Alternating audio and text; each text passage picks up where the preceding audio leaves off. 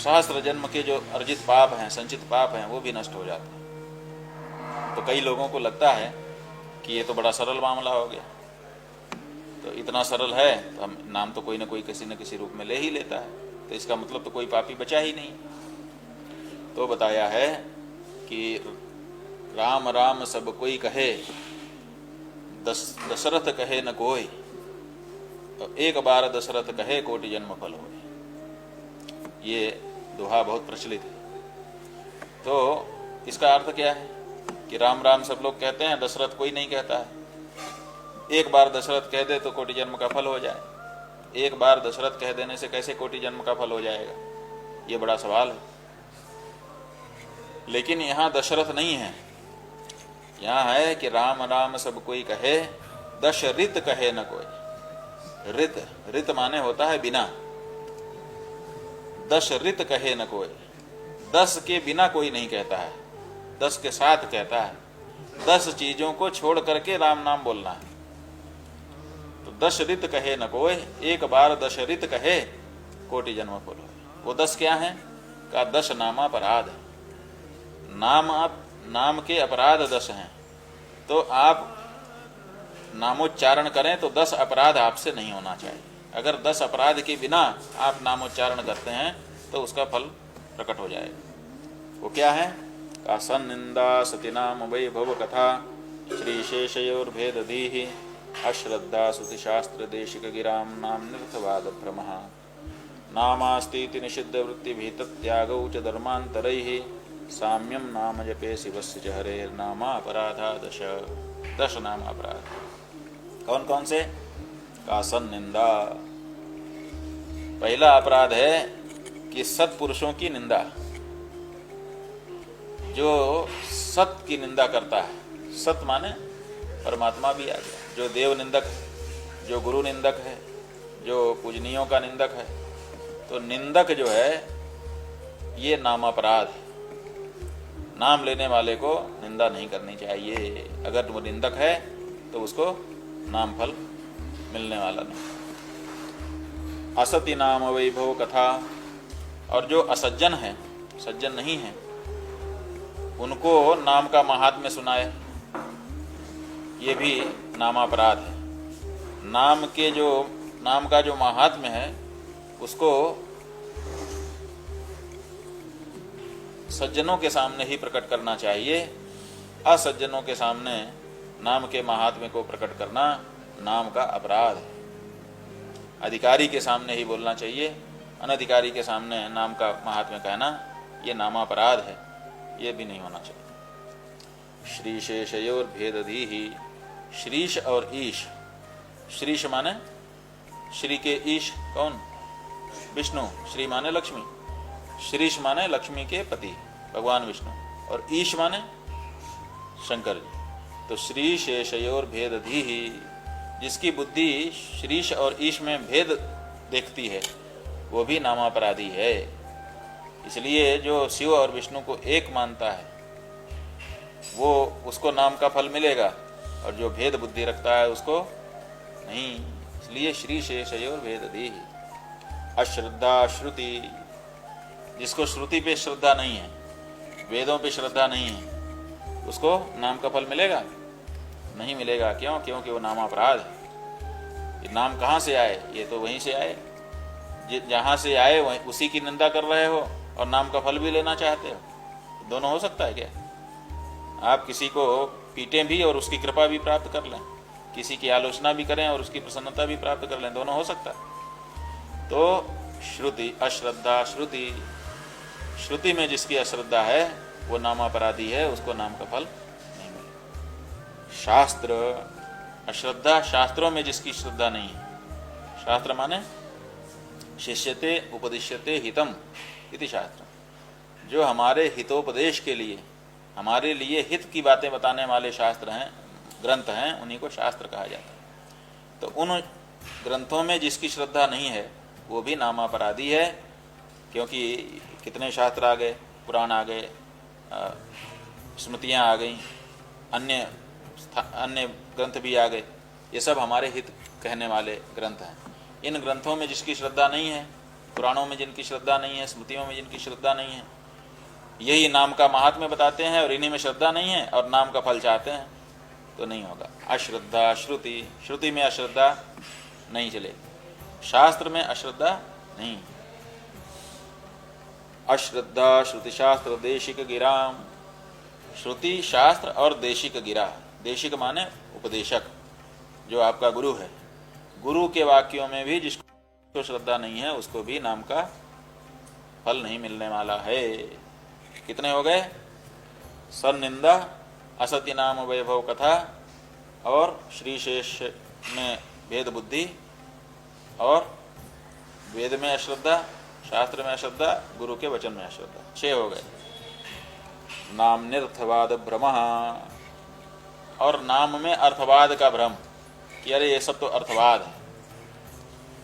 अर्थवाद का मतलब आपको बता ही दिया। अर्थवाद का यही मतलब होता है कि बिना मतलब की बात केवल इसलिए कही जाती है जिससे जो हमारा अभीष्ट है उसकी तरफ, जिसको हम कह रहे हैं उसकी प्रवृत्ति हो जाए। प्रवृत्ति कराने के लिए कुछ भी कह देना जिसका कोई बहुत बड़ा तात्पर्य नहीं है, उसी का नाम है अर्थवाद।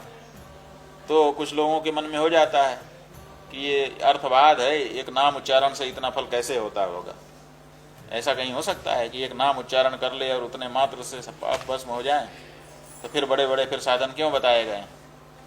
अगर ऐसा होता तो फिर बड़े बड़े साधनों की कोई ज़रूरत नहीं थी। लेकिन बड़े बड़े साधनों से भी होता है, नहीं होता ऐसा नहीं है, और इससे भी होता है।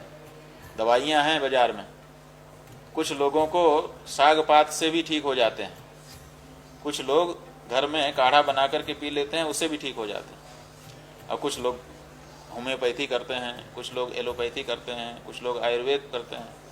आयुर्वेद वालों में भी कुछ लोगों को जड़ी बूटी से काम बन जाता है, कुछ लोगों को रस भस्म चाहिए, कुछ लोगों को 50 रुपया फीस लेने वाले डॉक्टर से काम चल जाता है।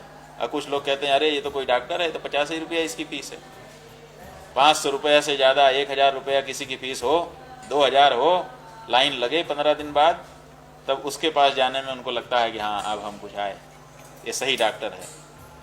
तो सबके लिए व्यवस्था बताई गई। जिसके पास साधन है वो बड़े यज्ञ करेगा, लेकिन जिसके पास साधन नहीं है क्या वो वंचित रह जाएगा?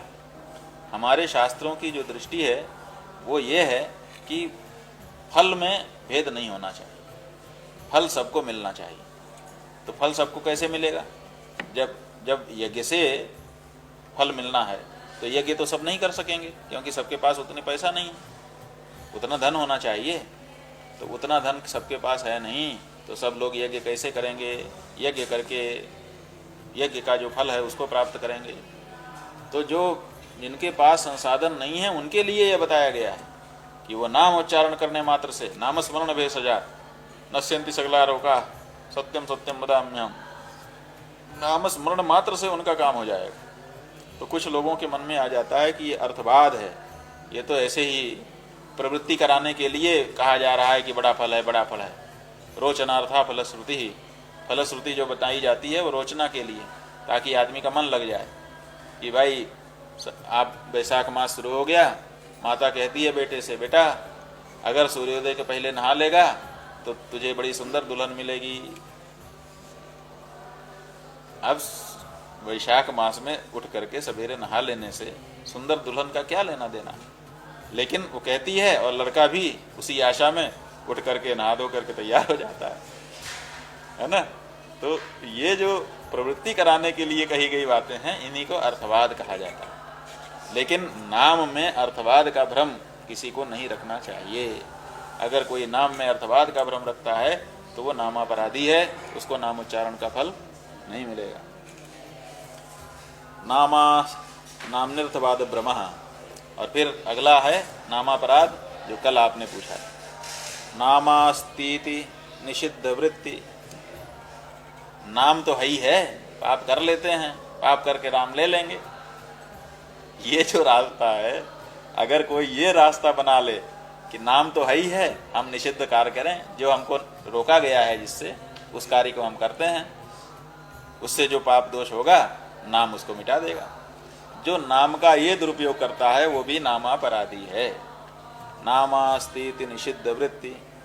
और मान लो कि ऐसा कोई नहीं है कि जो गड़बड़ पाप करे नाम के सहारे, लेकिन नाम के सहारे जो विहित है उसका भी त्याग कर दे कि संध्या करने की क्या जरूरत है, नाम तो है ही है, पूजा करने की क्या जरूरत है, नाम तो है ही है। और भी जो विहित कर्म हैं उन विहित कर्मों को ही कोई छोड़ दे, पाप न करे, पाप में उसकी प्रवृत्ति नहीं है, सज्जन व्यक्ति है, लेकिन वो सोचता है कि बाकी सब करने से क्या फायदा है, जब नाम है तो नाम ही सही। इसलिए जो विहित हमारे लिए है उन सबको हम त्याग देते हैं। नामास्तीति निषिद्ध वृत्ति विहित त्यागऊ। निषिद्ध वृत्ति अपनाना नामापराध है और विहित का त्याग कर देना भी नामापराध है। धर्मांतरई ही साम्यम। और धर्मांतरई ही साम्यम, किसी और धर्म से इसकी तुलना करना कि उसके जैसा ये नामोच्चारण है, ये भी पाप है। नामोच्चारण की महिमा इतनी है कि किसी से बराबरी नहीं है, सबसे श्रेष्ठ। ये भाव जब आपका बनेगा तब आपको नामोच्चारण का फल मिलेगा। सन्निंदा सती नाम वैभव कथा श्रीशेषयोर्वेदधीहि अश्रद्धा श्रुतिशास्त्र देशिक गिराम नाम निरथवाद ब्रह्म। नामास्तीति निषिद्ध वृत्ति विहित त्यागौ च धर्मांतरैः साम्यम नाम जपे शिवस्य च हरेर्नामापराधा दश। ये नाम के 10 अपराध हैं। इन अपराधों से बच करके नामोच्चारण अगर कोई करे तो उसको जो कुछ बताया गया है सारा फल मिलने का गारंटी है। लेकिन कोई कहता नहीं, राम नाम सब कोई कहे 10 रित कहे न कोई। ये 10 को छोड़ करके कहना है, नहीं, 10 को छोड़